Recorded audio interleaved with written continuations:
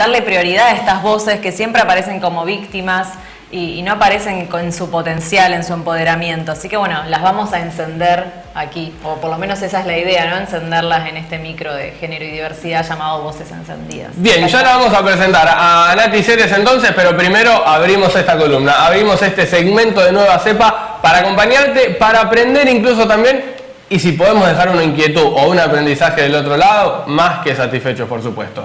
Voces Encendidas.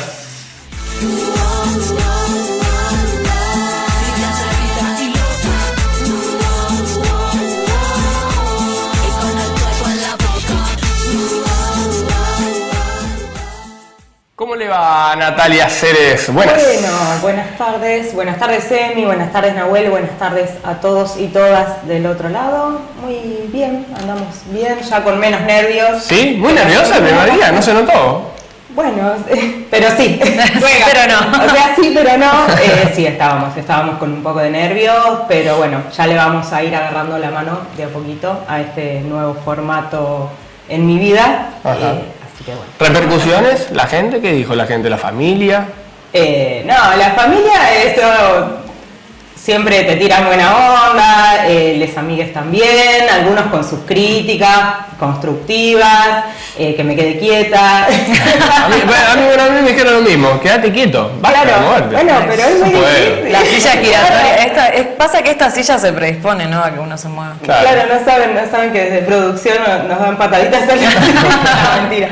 Pero bueno, le mandamos un beso a mi amigo David que me dijo que me quede quieta. Te estoy haciendo caso en la medida de lo posible. Bueno, Nati, tenemos una columna, un espacio dentro de este Nueva Cepa y en KIP TV, en realidad en el medio en general, para hablar de voces encendidas, de derechos vulnerados, de género, diversidad, y hoy con un tema en particular. Así es, hoy vamos a hablar de violencia de género digital, violencia digital en redes, violencia digital en mensajería instantánea, WhatsApp, Telegram. Es la más nueva, si se quiere, de las violencias contra la mujer, porque está acompañada con el surgimiento de Internet y las posibilidades que eso plantea, que ha sido muy bueno en un montón de aspectos. Nos ha permitido acercarnos a pesar de las grandes distancias, incluso nos vino muy bien durante la pandemia para mantener nuestros vínculos, pero que también es un ámbito donde la violencia contra la mujer también se desarrolla. Y digo que es la más nueva porque tenemos en la ley 26485, yo les traje una plaquita, hice referencia a esta ley la semana pasada, que es la de protección integral para prevenir, sancionar y erradicar la violencia contra las mujeres.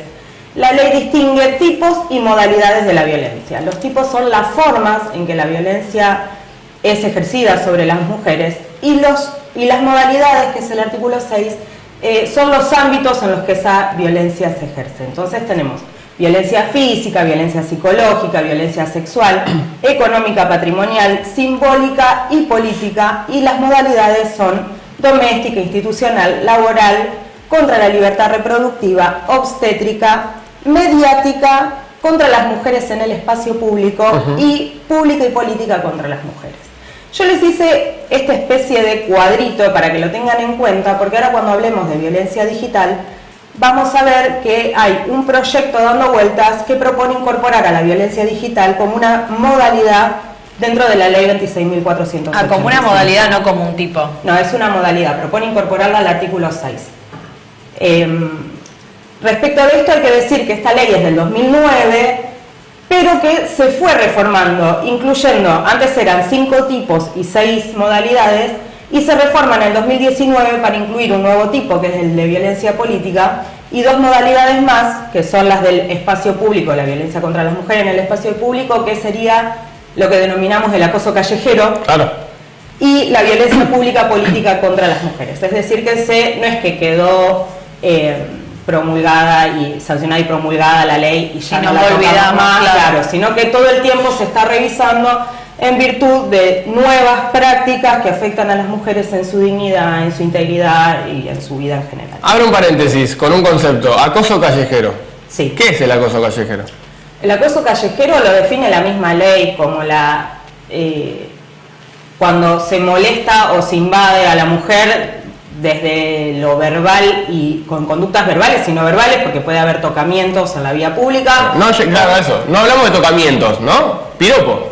El piropo que el hombre desde este lado dice, no, pero pará, no. El acoso callejero, sabemos, no quiero reproducir las frases al aire en este momento que una puede escuchar por la calle, pero la verdad que son frases que uno empieza a escuchar a muy temprana edad, de camino a la escuela, a los 12, 13 años y no más chicas, de contenido sexual, groseramente sexual, no sé. Y que restringen tu libertad, porque a mí, por lo personal, yo veo un grupo de pibes y yo cruzo de vereda y voy por la otra calle, y eso lo hago hace 15 años por lo menos. O sea, yo veo un grupo de más de 4, 3, ya me cruzo de vereda. Lo que el hombre entiende como piropo hacia la mujer, ¿entra también dentro de este concepto? Y sí. Y sí, depende. Sí, pero sí, porque en realidad nadie te lo pidió. Bueno, claro, a eso quería llegar. Que la verdad es que podemos prescindir completamente, sobre todo si sos un desconocido. O sea, en términos de lograr un resultado, yo no. ¿Qué? Es como la bocina, ¿viste? No sé el nombre, es ¿no? una cosa que no sé qué esperás a cambio de decirle algo a una chica en la calle, porque sos un desconocido que de repente le está diciendo cosas en el espacio público de camino, sabe dónde está yendo, o sea, es como raro en la intencionalidad, digo. Y la mayoría de las veces no se lo hace buscando un resultado de... Y yo le dije un piropo y terminamos saliendo, esa historia... Amor a primera vista. Nunca la escuché, sí. Generalmente se hace con una intencionalidad de molestar o de agredir, porque se hace en esos términos. Perfecto. Bueno, volvemos a violencia digital. A mí me interesaba también tratar estos conceptos que también están en la siguiente plaquita que después la vamos a pasar, que son de sextorsión, de pornovenganza, y también tratar, es que es una situación que me parece que cada día se está viviendo más, sobre todo entre las generaciones más jóvenes, porque esto del sexting, ¿no? Que también surge mucho en la cuarentena, de bueno, no nos podemos ver, entonces nos enviamos fotos. Que está bien, digamos, que es válido que uno lo hace con consentimiento, pero ¿qué sucede después cuando se rompe ese pacto? Cuando pasamos de consentir el envío de fotos a que se viralicen, porque yo se las envié a alguien específico, no a todo tu grupo de amigos, digamos. Sí, es así. Hay que decirlo, yo desde que hago asistencia a mujeres acá en San Nicolás, la primera consulta generalmente, o el primer lugar en torno a las consultas que recibo es por la violencia más tradicional, entre comillas, que sería la violencia física, psicológica contra las mujeres, que trae aparejada la violencia económica y patrimonial también, pero que sería cuando vos planteas violencia contra las mujeres, el primer escenario que se te plantea en la cabeza, que es del hombre agrediendo físicamente a la mujer en su casa, principalmente. Digo, ese es como el concepto más extendido que hay. Pero el segundo motivo de consulta que yo he tenido desde que hago atención primaria es el de la violencia de género digital. ¿Qué implica? Hay que ver, porque hoy implica determinadas cuestiones que a partir de la presentación de los proyectos, y ya nos vamos a meter con eso, va a implicar otras. Al día de hoy implica la difusión no consentida de imágenes íntimas. Retengamos este concepto de no consentido y de imágenes íntimas que se mandan en un contexto justamente de intimidad a un destinatario en particular y se viralizan en redes sociales o en WhatsApp o en Telegram o en algún otro medio digital. Eso es lo que implica hoy la violencia de género digital. Y se la conoce, y yo puse en la placa 3 formas que no son las únicas, pero son las que están reconocidas por el Estado en la página argentina.gov.ar y hay un cuadernillo del Ministerio Público Fiscal donde se reconocen principalmente estos 3 tipos, que son la pornovenganza, que es la difusión de imágenes íntimas para ocasionarle un daño a una expareja, por ejemplo, la sextorsión, que es puede ser la solicitud de material íntimo para no divulgar determinadas cuestiones, o al revés, la utilización de ese material para coaccionar a la otra persona o obligarla a tener determinados comportamientos. También está el uso no autorizado de estas imágenes, que es sin que sea un exnovio o sin que la esté extorsionando a la mujer, se viralicen porque pinta, digamos. Che, mirá la mina con la que estuve, pum, le mandan imágenes sin el consentimiento de esa persona. Es decir, tanto imágenes como filmaciones, ¿sí? Eso en cuanto a lo que implica hoy la violencia de género digital. Pero más allá de lo que implique hoy, digamos, la noticia sería que la semana pasada se presentaron 2 proyectos de ley, digamos, que pretenden extender esto. Porque tengo entendido, por ejemplo, hubo un caso muy emblemático y uno de los proyectos de ley es el proyecto Belén, por un caso de una joven policía, Belén San Román, que ella se quitó la vida a partir de que una persona difundiera sus imágenes íntimas. El padre también participó de esta presentación, acompaña todo el pedido de justicia porque, digamos, su caso quedó impune. La persona que realizó y que difundió esas imágenes íntimas no le corresponde ninguna figura legal, o por lo menos nosotros también lo hablamos antes en el programa, que nadie pudo interpretar el código para poder penar a esta persona, para poder, sí, que sea castigado por lo que cometió. Sí, por eso yo traje qué es lo que implica hoy en términos de qué es lo que se está evaluando desde el Estado y qué posibles respuestas se les puede dar. Bueno, ubican esto de la pornovenganza y la sextorsión dentro de los delitos, tratan de ubicarlos y de aplicar el código desde lo que sería la extorsión, desde la figura de la extorsión. Después yo decía, esto porque es lo que aparece a nivel estatal, tanto en la página Argentina Gov.ar como en el cuadernillo del Ministerio Público Fiscal. Los colectivos militantes que se dedican a investigar y a trabajar la violencia de género digital ubican otras conductas como el ciberacoso, la suplantación de identidad, las amenazas virtuales también dentro de este conjunto que sería la violencia de género digital. Es cierto, la semana pasada la diputada Mónica Macha del Frente de Todos, que también es presidenta de la Comisión de Mujeres y Diversidad, presentó 2 proyectos impulsados por colectivos de mujeres y diversidades. Los presenta la semana pasada en la Cámara de Diputados. Uno es el proyecto de ley Olimpia y el otro es el proyecto de ley Belén.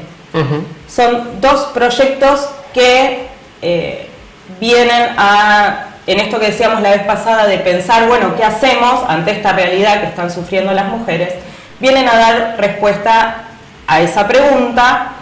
Y la diferencia que tienen estos 2 proyectos en este momento es que ya se presentaron más de 25 proyectos con anterioridad para abordar este tema. No es nuevo, no prosperaron. La diferencia que tiene este es que cuenta con lo presenta Mónica Macha, justamente, que es la presidenta de la Comisión de Mujeres y Diversidades de la Cámara de Diputados, y lo acompaña también Eli Gómez Alcorta, que es la ministra de Mujeres, Géneros y Diversidades, es decir, tiene un acompañamiento institucional fuerte. Hay que decirlo, la presentación de los proyectos no significa que esto ya está, esto tiene que seguir su camino parlamentario y estaremos atentos a ver qué es lo que pasa. Hay maneras de apoyar desde la sociedad civil estos proyectos, los vamos a charlar en un ratito, pero bueno, meternos un poco en el proyecto de ley Olimpia. Olimpia Coral Melo es una activista mexicana contra la violencia de género digital, tiene 27 años ahora. Ella sufrió violencia digital. Sí, es así. En 2014, cuando tenía 19 años, se viralizó un video suyo con todas las consecuencias que eso tuvo. Nosotras, en el ámbito militante, con mis compañeras de la campaña por la declaración de la emergencia, decimos siempre que una manera de presentar batalla es convertir el dolor en lucha. Y yo creo que Olimpia lo hizo al impulsar esta ley de violencia de género digital. En México, porque acá hay una diferencia, la ley Olimpia en México tipifica la violencia digital como delito y considera la violencia digital como otra forma de violencia de género y promueve medidas educativas para proteger a las mujeres. En Argentina es un poquito distinta, lo que promueve principalmente el contenido de la ley. Pueden consultarlo en Instagram, está @leyOlimpiaArgentina o leyOlimpiaArt, tienen un Linktree y ahí pueden cliquear y tienen para acceder a los proyectos de ley, para chusmearlos si quieren, y también tienen el link a change.org para apoyarlos firmando digitalmente el acompañamiento de estos proyectos. Perfecto. En Argentina lo que se propone es incorporarlo a la ley 26.485, por eso yo arranqué contando hasta ahora qué tipos y modalidades de la violencia contemplaba la ley, porque la ley Olimpia propone incorporarlos. Entonces, dentro del marco de la ley 26.485 propone crear medidas de protección para las sobrevivientes e incorporar a la violencia digital o en línea como una modalidad más de la violencia de género en el artículo 6. O sea, entendiéndola como aquella que se ejerce mediante las tecnologías de la información y la comunicación, que se conoce usualmente como TICs, y que implica la obtención, reproducción y difusión por cualquier medio de datos personales, material digital, real o simulado, ahí hay una discusión, íntimo o de desnudez de las mujeres sin su consentimiento. Nuevamente, esta idea rectora de que no está presente en ningún momento el consentimiento Nadie de dio las el visto mujeres. bueno para que vos, sujeto que está difundiendo las imágenes, lo hagas. A mí me interesa respecto a esto porque hay una modificación de una ley, también hay una modificación al Código Penal con el otro proyecto, pero ¿qué se va a hacer en concreto para de prevención, ¿no? Porque vos tenés el trabajo para penar, en el caso del delito de violencia digital, el trabajo con las víctimas, pero ¿qué hacemos para que se deje difundir? ¿Cómo le hablamos al varón? Porque principalmente este delito es cometido por varones, hay que decirlo, y las mujeres somos las más afectadas. Entonces, ¿cómo le hablamos al varón para que deje de difundir esas imágenes, para que nos empecemos a comportar de una manera diferente, ¿no? Respecto a la intimidad de los otros, al respeto que tenemos hacia los otros? Sí, es un poco también algo que empezamos a charlar la semana pasada, que es a todo le damos una respuesta a través del castigo, es decir, existe esta conducta, es dañosa para la mujer, la castigamos. En realidad eso, yo traje una plaquita y lo vamos a ver después, es cuando el daño ya está hecho. La idea es, y lo decíamos también la vez pasada y lo reforzamos todo el tiempo, es poder llegar antes. En ese sentido, son indispensables las políticas públicas orientadas a la educación digital en términos de las consecuencias que tienen nuestras conductas en el ámbito digital, y la consigna que levantan las activistas y militantes contra la violencia de género digital es que lo virtual es real.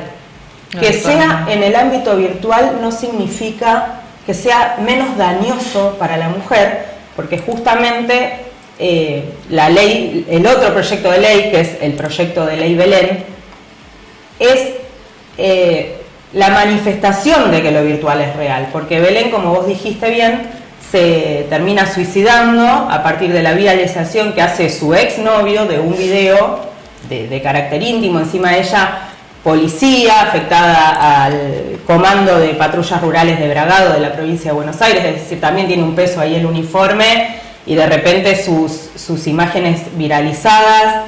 No pudo con toda esa situación, tenía 2 hijos, hay que hablar también de que hay víctimas colaterales, entre comillas, que son los hijos de las mujeres víctimas de femicidio, o en este caso que se suicida con su arma reglamentaria por lo que le afecta la difusión de la angustia, la video, vergüenza que genera, ¿no?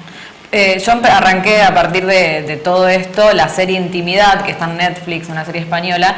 Lo que me llamaron varias cosas la atención. Uno es que allí en ese país sí hay un tratamiento respecto a esto, que se acompaña a las víctimas que quieren denunciar, incluso se insta o sea, las mismas se puede denunciar de oficio, digamos, no necesariamente la víctima tiene que dar su consentimiento. Y también el hecho de que hay una frase que me pareció importante, que decía, bueno, más allá de que todos tengamos relaciones íntimas, el hecho de que hayan difundido tu video hace que a vos te vean para siempre de otra manera. O sea, a vos un día te veían de una forma, a partir de que se ve un video, una foto, mostrando algo que vos no querías, o por lo menos que vos le querías mostrar a una persona en específico, a partir de ese momento te van a ver de otra manera. O sea, cómo manejar también la culpa, ¿no?, que genera eso y las repercusiones. Así que me parece que es un tema importantísimo para elaborarlo. Sí, tal cual. Bueno, el proyecto de ley Belén, sí, yo hice una mini encuesta en Instagram que decía: la difusión no consentida de imágenes íntimas debe ser castigada por la ley. El 94% me contestó que sí, el 6% que no. A ese 6% hay que restarle una persona que votó que no y que me mandó por privado que le robe votos. Así que todavía más alto el porcentaje que sí, es decir que se entiende si esto podemos extenderlo de alguna manera a nivel social. Fueron principalmente las mujeres las que votaron, los varones quizás vieron pasar la encuesta, algunos votaron, no puedo decir que ahí está no la votó encuesta, ninguno. ¿Qué nivel, el nivel de producción de esta columna, por favor? Pero algunos prefirieron dejarla pasar,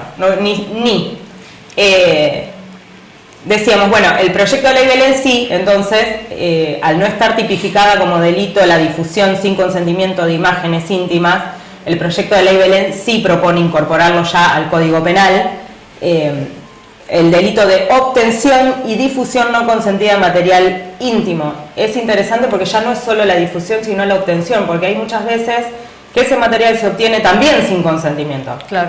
O sea, vos podés obtener el material con consentimiento en ese momento, acceder a grabar determinada práctica o enviar fotos porque querés a una persona o un video y el otro difundirlo sin consentimiento, pero ya podemos partir de la base de que haya producción sin consentimiento, que te filmen a escondidas, que te saquen, en un momento había blogs o grupos donde se compartían fotos de colas tomadas sin autorización, a las chicas en el colectivo en Capital les ponen el teléfono por debajo de las polleras cuando van a la escuela, son menores, aparte digo. Claro, eso es un agravante también, porque la ley, me parece que el proyecto prevé agravantes en relación a eso. Sí, prevé agravantes por violencia de género, orientación sexual e identidad o expresión de género también, y bueno, pero ya cuando hay menores jugando también se complica un poco más para quien lo lleva adelante.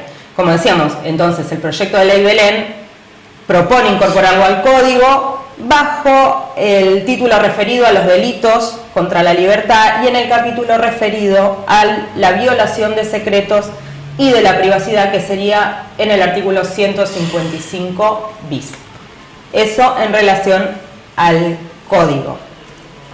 ¿Tenés algo más para compartirnos, Nati? Sí. Acá tengo un mensaje, qué bueno esto, qué bien están comunicando, me dicen por acá. Bueno, estoy muy contenta. Nos ponemos muy contentos de que el mensaje llegue en esto de terminar dándole una vuelta al qué hacemos, ¿no? Para llegar antes, trabajar con políticas públicas educativas, como decíamos recién, y promover de momento el intercambio seguro de imágenes, es decir, lo que entienden los colectivos feministas militantes contra la violencia de género digital es que la culpa nunca es de la mujer que produce o envía ese contenido, porque lo hace en el marco de su vida privada y de su intimidad. La culpa está en quien difunde sin consentimiento.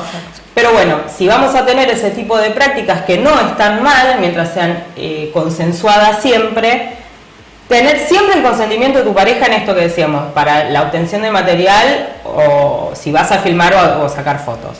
Y después, estos son los consejos que dan en la página de Argentina Gov.ar, esto que les decía que es en los lugares donde por ahí está presente el tema, es que si se van a filmar o si van a sacarse fotos, por ahí evitar que se salga tu cara, evitar tatuajes también. sí, alguna seña particular que te puede identificar, como por ejemplo los tatuajes, y acompañar los proyectos de ley Belén y Olimpia, como les decía hoy, que pueden acceder ahí en @leyOlimpiaArc al Linktree para ir al change.org para firmar la petición y el acompaño. Lucía Cleres y dice, genia, Nati. Ay, bueno, gracias, Lu. Creo que hay que mandar un saludo ahí, ¿no? Así. Soy famosa. Esto es lo más cerca que voy a estar. Todos. Nati, algo más pendiente, algo más en el tintero. Sí, y por último, una vez que el daño ya se produjo, que bueno, ya ahí tenemos que recurrir a la justicia, es buscar asesoramiento legal. Dice la página que si corresponde hacer la denuncia, nos podemos acercar a Fiscalía o al Centro de Atención a la Víctima, que funcionan en Colón 86, acá en San Nicolás.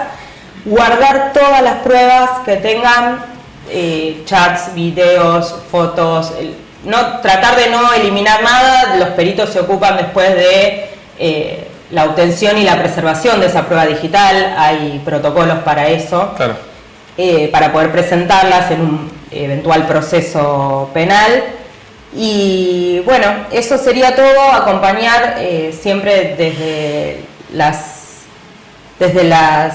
los medios de comunicación, esta idea de que no están solas, de que hay lugares a los que se puede recurrir. Yo comparto, el recursero no está sola, de la campaña por la declaración de la emergencia en violencia contra las mujeres. Se está viendo. Siempre decimos, bueno, tanto para esto como para todo, ¿no? Siempre dejar los números. Al 911 si es una emergencia, si hay peligro de vida, llamamos a la policía al 911, al 144 para asesoramiento, información y contención.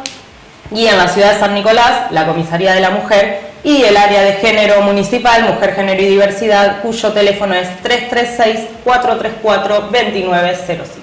Nati, un lujo, de verdad, muchísimas gracias por no solamente estos minutos, sino por todo lo previo para llegar a poder hacerlo de esta manera, comunicarlo como lo estás haciendo y regalarnos estos minutos de aprendizaje total.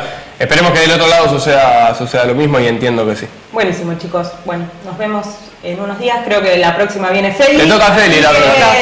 Nos estamos viendo en unas semanas. Bueno, muchas gracias, Natalia. Natalia Ceres con voces encendidas aquí en Nueva Cepa, que tiene todavía un bloque más para la agenda en redes, por supuesto. Ya venimos.